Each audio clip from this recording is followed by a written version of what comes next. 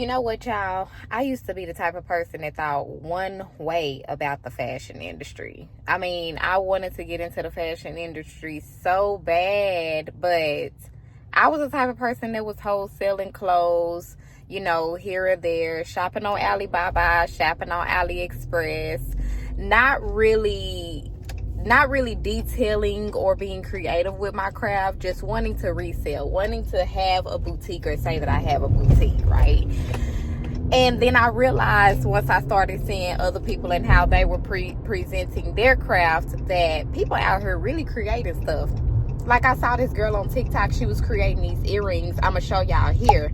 And I was like, man, that's extremely creative. I've never been the type of person that's just like can come in your house and decorate it from scratch or make something out of nothing. I've just never really been artsy in that manner, but I still love fashion.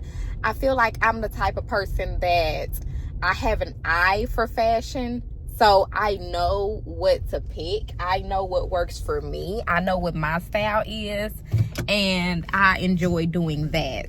But I'm not really good at styling and designing other people, if that makes sense. So I knew that being a fashion styler or a clothing curator or something like that, that wasn't for me either. Baby, I done stopped. So what in the fashion industry can I do then if none of those things are for me? And then today it hit me, y'all. I've been having my business, my boutique, since 2021, so that's about 4 years, and I've kind of been just so lackadaisical with it, like, okay, a little bit here, a little bit there. At first I went hard, I did everything, but then I kind of slowed down as I saw that business didn't like pop off the way that I wanted business to pop off. But y'all, today it hit me that influencers are part of the fashion industry too.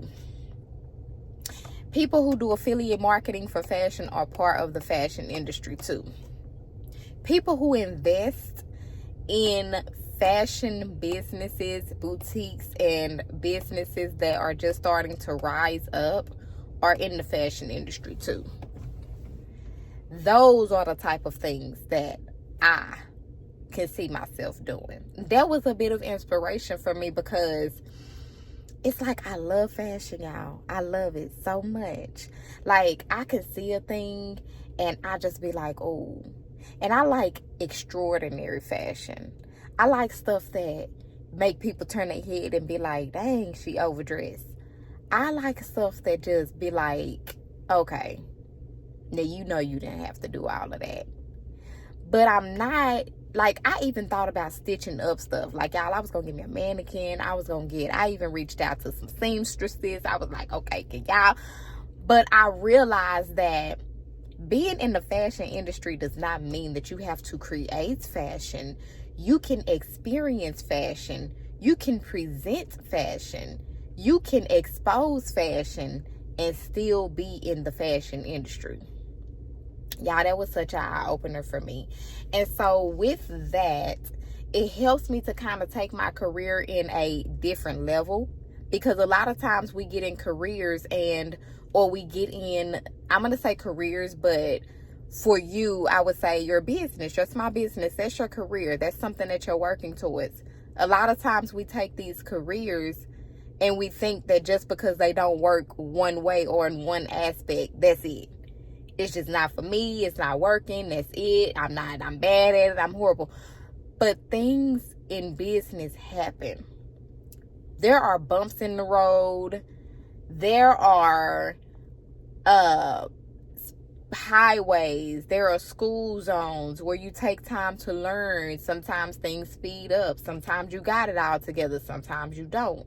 I mean, I went through everything that I needed to go through for my first couple of months, maybe my first 6 months in business, and I failed drastically. Okay. I wasn't in debt or anything like that, but I mean, I guess I was if I bought stuff, but I failed. Okay. And that's because I was so excited. And that's how I knew that fashion was my passion. But I want you to know that whatever it is that your business, whatever it is that you do, there is more than one way to skin a cat. If your business don't work in one way, and it took me 4 years to realize this, 4. It may take you 10, it may take you 2. Okay? What I've realized is that sometimes you just have to shift. So this is your wake-up call to shift. If something is not working for you, it might be time for a change. It might be time for a shift. It might be time to understand it in a different light and get a different dynamic. It might be time for a change, honey. And I ain't telling you this because I'm the type of person that like put my business out on the internet. I really don't. I'm telling you this because I know I'm not the only person that has lived life. And it's a brand new day. It's about to be a brand new year. We're about to get some brand new money. Like, revive your business, y'all. Business Talk with Meg is not just about throwing money tips at you or business advice. It's the stories behind what truly goes on in business, the things that people really don't talk about, y'all. Listen, I got some homework to do. I got some research to do. I have some things to look at as far as learning how to invest in the fashion industry as a new investor. Because, y'all, I don't know nothing about investing. I'm not even going to lie to you. But I know that I have a passion for something, and I know that it has to work. And I know that I wouldn't have a passion if it wasn't meant for me or something for me to do. So, this has been Business Talk with Meg. If you enjoyed our conversation today, subscribe, like this video so that I can know that you were here. Thank you so much for watching. Y'all, I'll see y'all back in the next conversation, boo.